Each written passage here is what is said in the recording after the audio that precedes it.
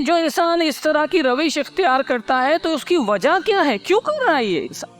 उसकी बड़ी वजह कुरान ने पेश किया, वो वजह सुन लीजिए। कुरान कहता है कि वो इन्नहु लिहुब्बिल खैरि लशदीद, और वो माल और दौलत की मोहब्बत में बुरी तरह मुब्तला है। ये असल वजह है। और कुरान ने जो अल्फाज इस्तेमाल किया है कि हुब्बिल खैरि लशदीद, वो उसमें शदीद जो शिद्दत से बना हुआ है। अल्लाह ताला ने उसकी इंटेंसिटी को बताया कि उसमें बुरी तरह मुब्तला है, वो दीवाना हो गया है, वो बावला हो गया है। उसको बस एक ही फिक्र है। क्या फिक्र है?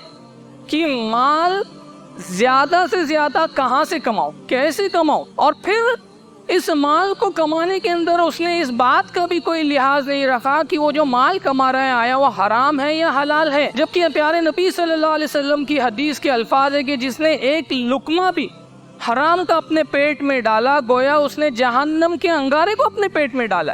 तो ये कोई मामूली बात नहीं है।